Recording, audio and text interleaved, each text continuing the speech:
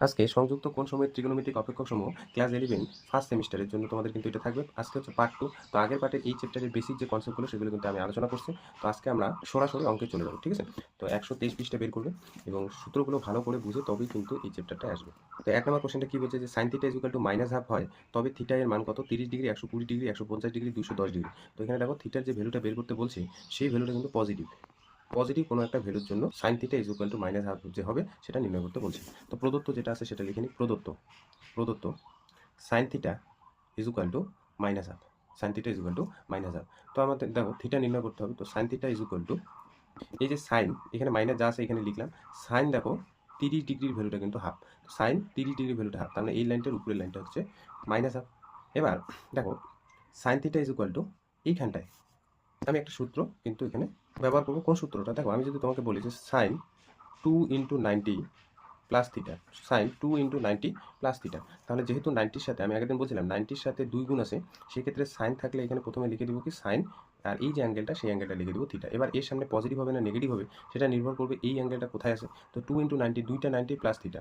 তো দুইটা 90 যদি আমি যাই, একটা 90, দুইটা 90 প্লাস থিটা, মানে এইখানটায়, তাহলে এই অ্যাঙ্গেলটা তৃতীয় পাতে আছে। আর তৃতীয় পাতে থাকার দরুন সাইন, এটা যদি থিটা ভাবো, গোটাটাকে থিটা ভাবো, তাহলে সাইন থিটার ভ্যালুটা যতই বের হোক না কেন এইখানটার সামনে কি হয়ে যাবে? নেগেটিভ হয়ে যাবে। তার মানে আমি কি লিখতে পারি যে sine 2 × 90 plus theta is equal to minus sine theta. তার মানে কোথাও যদি মাইনাস সাইন থিটা থাকে তো আমি লিখতে পারি সাইন 2 × 90 প্লাস থিটা। তো থিটা হিসেবে এখানে দেখো 30 ডিগ্রি আছে আর তার সামনে একটা মাইনাস আছে, তো এটা আমি কি লিখতে পারি সাইন সাইন 2 × 90, 2 × 90 প্লাস থিটা বলতে এখানে 30 ডিগ্রি। দেখো এই লাইনটা যে লিখলাম তার আগের লাইনটা কিন্তু উপরেটা যায় এবং সূত্র কোনটা? এই যে থার্ড ভাগের যেটা ইউজ করলাম সেটা।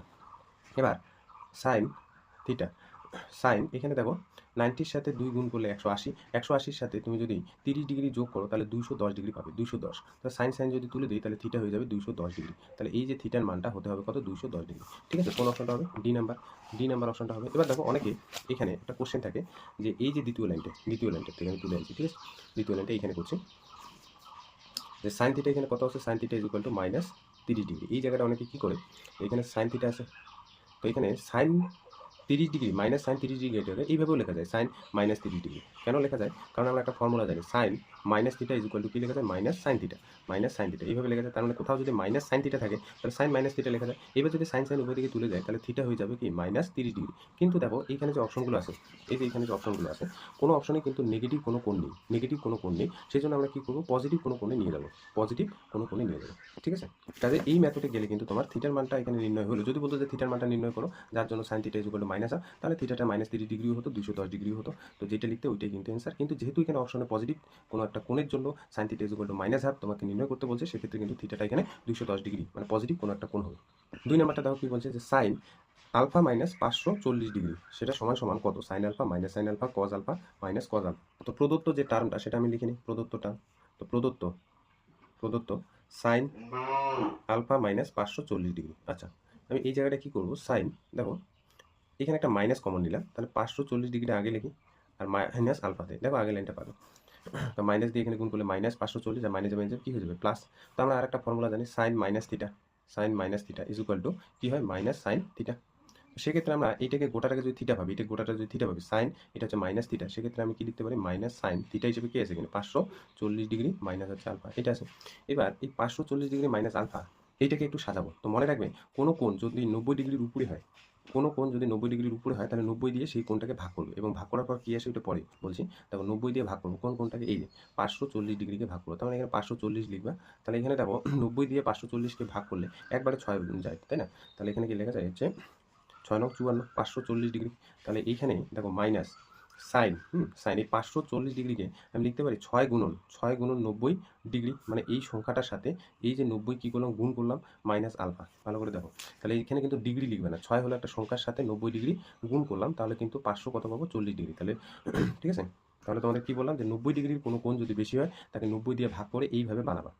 তাহলে এইটা দেখো আবার একটা ফর্মুলায় পড়ছে। কোন ফর্মুলায়? যে তোমাদের বলছিলাম 90 ডিগ্রির সাথে যখন জোড় সংখ্যা গুণ থাকবে সাইন, যেমন আমি তোমাদের যদি বলি যে সাইন 2 × 90 মাইনাস থিটা বা আলফা যদি আমি বলি তোমাদের, তাহলে এখানে 90-র সাথে জোড় সংখ্যা গুণ আছে, প্লাস আলফা থাক মাইনাস আলফা থাক, প্রথমে আমরা কত লিখে দিব? Sine alpha. এবার এর সামনে নেগেটিভ হবে না পজিটিভ হবে সেটা নির্ভর করবে এই কোণটার উপর। তাহলে 2 × 90 এই ক্ষেত্রে এই কোণটার সাপেক্ষে যদি বলি তাহলে একটা 90 দুইটা 90 মাইনাস আলফা মানে উপরে ব্যাক করবে সাইনের ঘরে যাবে, সাইনে, তাহলে এই জায়গাটা কী হয়ে যাবে পজিটিভ। সেক্ষেত্রে এইটাও আমরা একই রকম করবো, এখানে তো একটা মাইনাস আছে, মাইনাস দিলাম।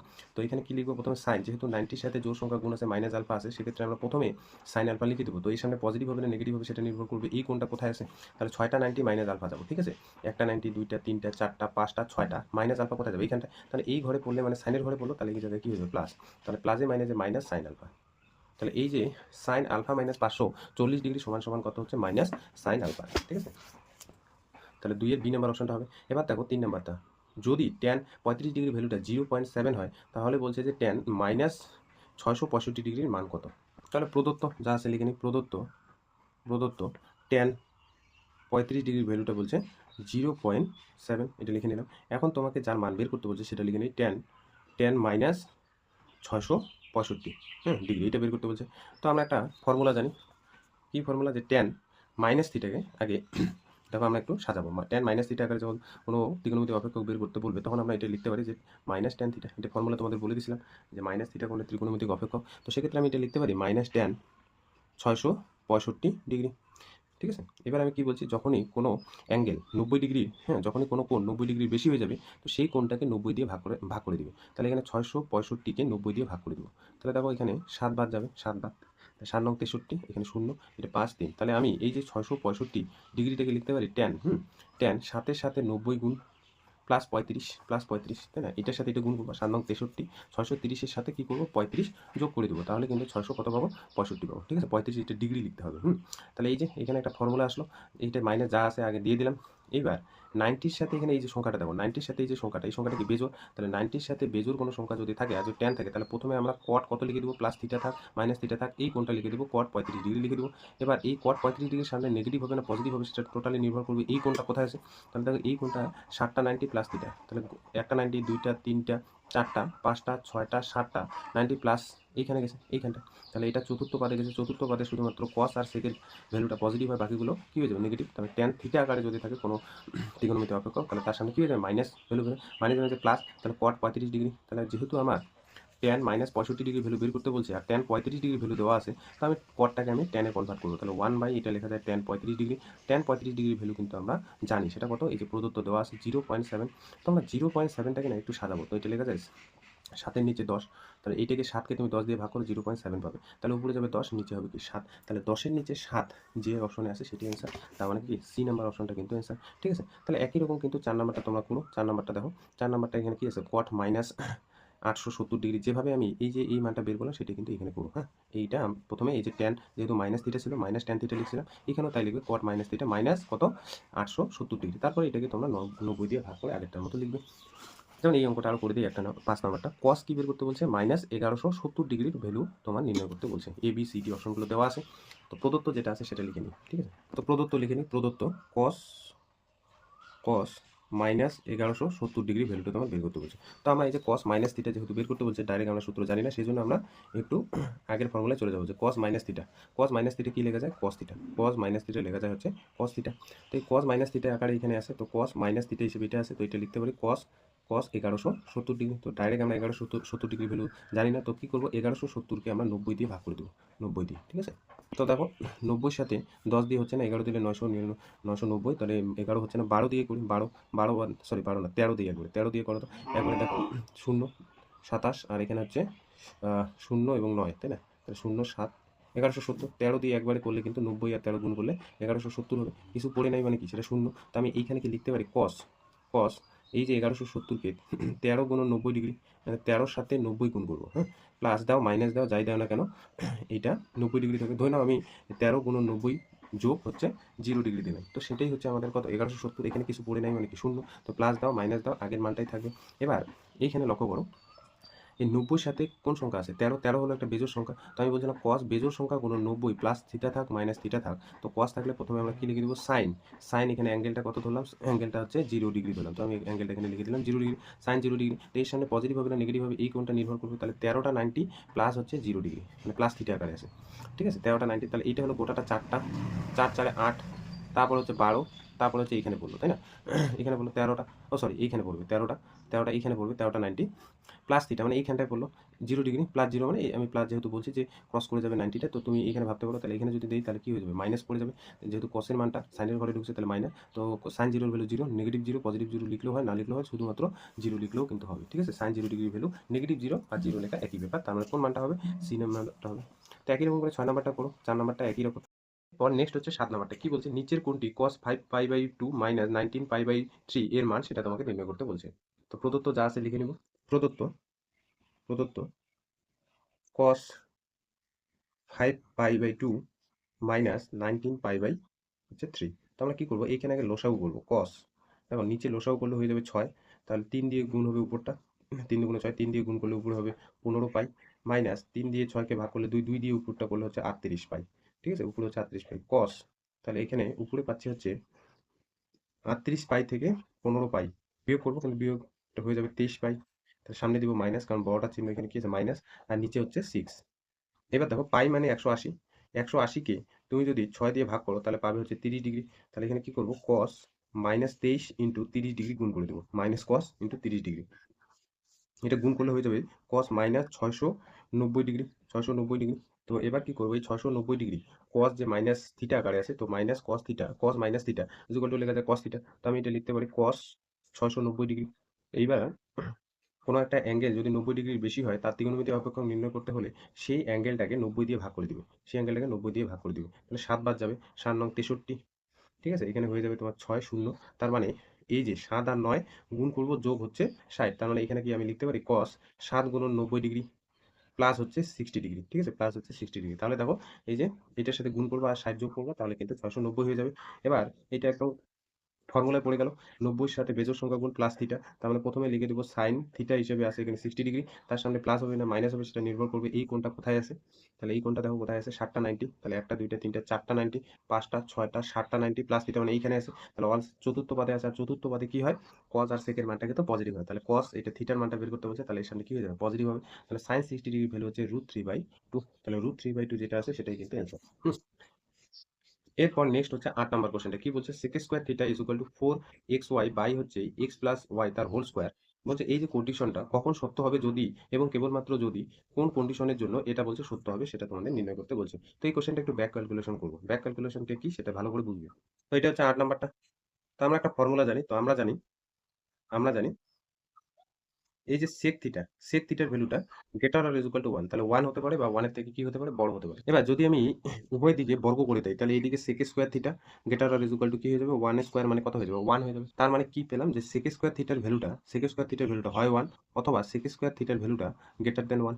এইবার দেখো এখানে প্রদত্ত কি আছে, প্রদত্ত sec square theta is equal to 4xy by হচ্ছে x প্লাস y তার হোল স্কয়ার। তো আমি x এবং y এমন পুট করব যাতে করে sec স্কয়ার থিটার ভ্যালুটা হয় 1 আসে অথবা কিন্তু 1 এর থেকে বড় আসে। তো দেখো যদি আমি পুট করি, ভালো করে বুঝবে, যদি আমি পুট করি এই যে sec square theta 4xy by হচ্ছে x প্লাস y তার হোল স্কয়ার, এখানে যদি আমি পুট করি, কি পুট করি যে x সমান সমান y বা y সমান x, মানে x এর জায়গায় তুমি y ও লিখতে পারো অথবা y এর জায়গায় তুমি x ও লিখতে পারো। যদি x is equal two y হয় তাহলে দেখো তো sec স্কয়ার থিটাটা কি হচ্ছে, sec square theta is equal two 4 x যা আছে তাই লিখলাম, y এর জায়গায় আমি x দিলাম, তাহলে এখানে x হলো, এখানে নিচেও তাই করবো, x যা আছে লিখলাম, y এর জায়গায় কত লিখবো x লিখবো, তার কি করলাম এখানে হোল স্কয়ার করলাম।